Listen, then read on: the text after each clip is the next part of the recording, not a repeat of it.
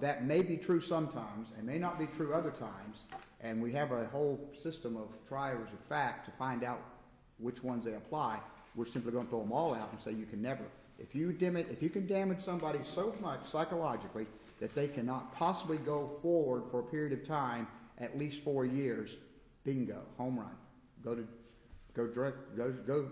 collect your $200, pass go, and keep moving. Well, in this case, I think the John Doe 23 case talks about the failure to connect the dots, and it rejects it. It says, you know, the fact that you aren't aware of the significance of your injuries. You know, but Justice Quince, in her Davis case, describes Herndon as a situation where the defendant's wrongful conduct causes a mental condition which results in the plaintiff's delay in filing suit. Right. She's talking. She didn't say the defendant's failure to remember, but it says there's a mental condition that results in the defendant's delay. But she is addressing, of course, Your Honor, she's addressing a case which involves. So you've got to have traumatic amnesia. If you don't have traumatic amnesia, no mental health issue caused by the defendant is sufficient. It's something that hasn't been addressed by the legislature. It's something that hasn't been certainly hasn't been allowed by the courts. In fact, we had the failure to connect the dots argument made in Florida and in many other jurisdictions, and they were rejected. All those arguments were rejected. Your Honor, or Your Honors, in Dorsey, the plaintiff made that argument of failure to connect the dots. And the Fifth DCA said, I apologize, I said it was John Doe 23, it was Dorsey.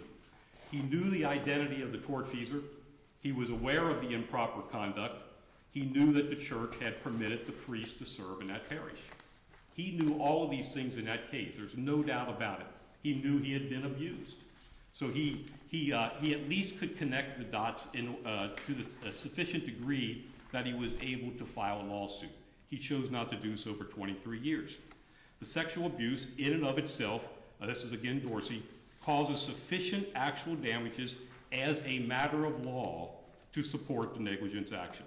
The fact that the plaintiff was not immediately aware of all of his resulting emotional problems may create some uncertainty as to the amount of damages, but it doesn't toll the period of limitations. That's the Dorsey case. Mr. Riddell, I've let Mr. McLaughlin go a little bit over. I've let you go a little bit over. You'll need to I appreciate it. Okay. Thank you, Judge. As far as the equitable estoppel argument, equitable estoppel must be applied with great caution, and the party raising estoppel must prove the elements by clear and convincing evidence.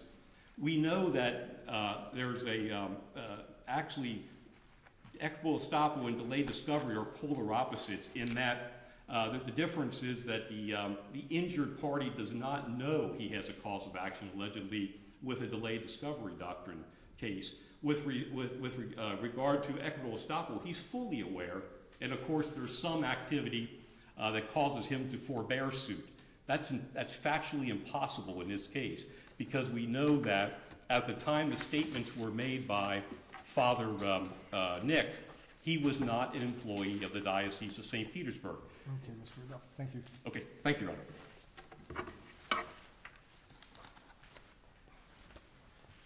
And you'll also have a little bit of extra time. Oh, good. I'll need it. Thank you.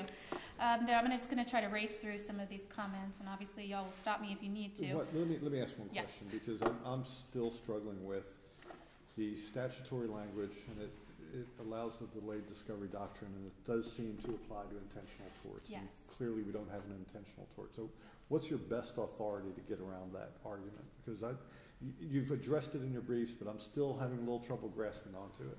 The basic maxim, and it's stated in Major League Baseball versus Marsani, and I have it here. I was prepared to talk about it, so I'm glad you asked. And what that says is that statutes and limitations are derogations of common law and must be interpreted strictly.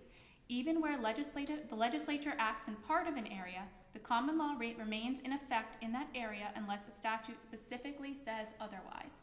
So it is our position that because the statute specifically addresses intentional torts, does not exclude application of that common law doctrine, which was applied by the court in Herndon to other cases stemming from to other negligence cases.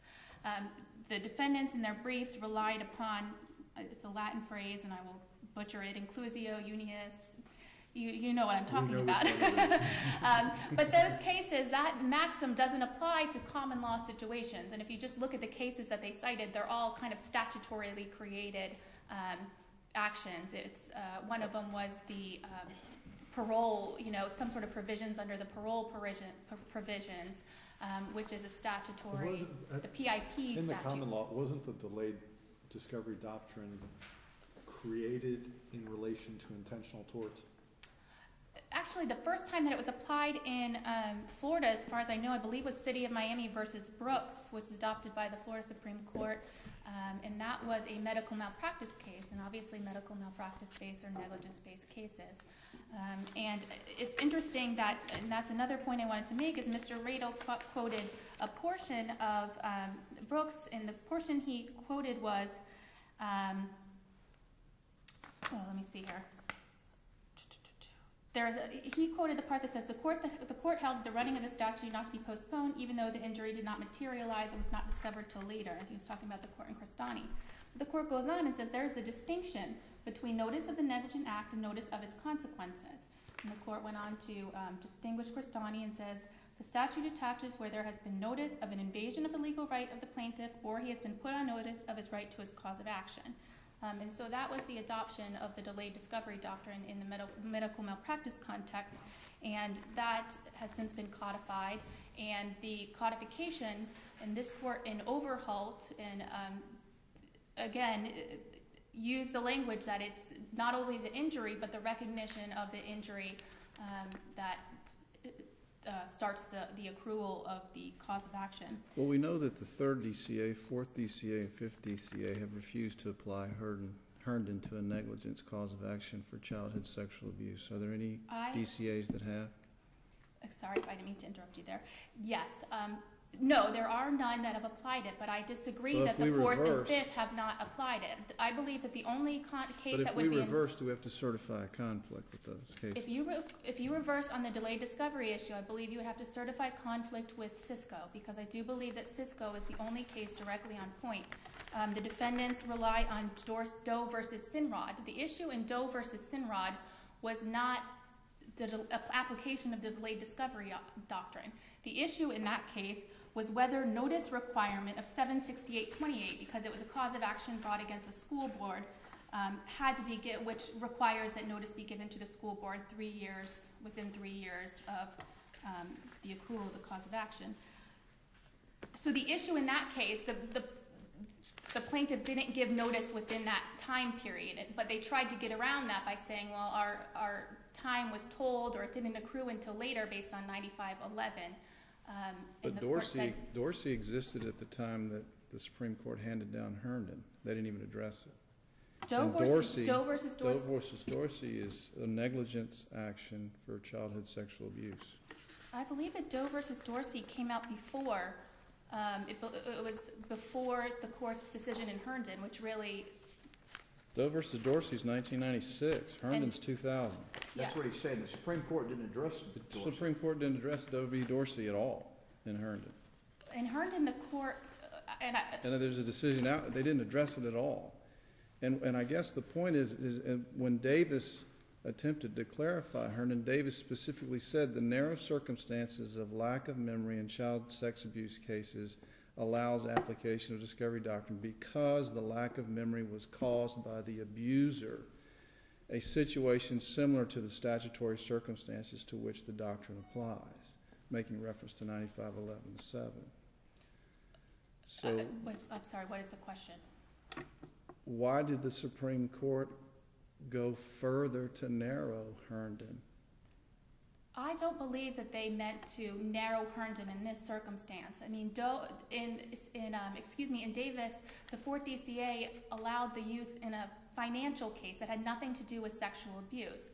So the court in Davis clarifies this was, we allowed this based on these allegations of sexual abuse and repressed memory. So they do use that term, and that obviously, as we've stated, that was the case, and they discussed that quite frequently. I understand, but the obstacle for me is what the Supreme Court specifically said. Mm-hmm.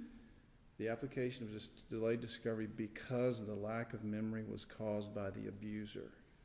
That's pretty powerful language that I need to deal with.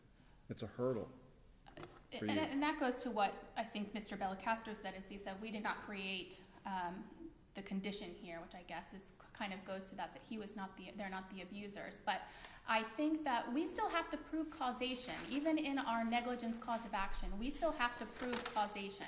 Ms. Siegel, you'll need to take about 15 seconds or so to wrap up.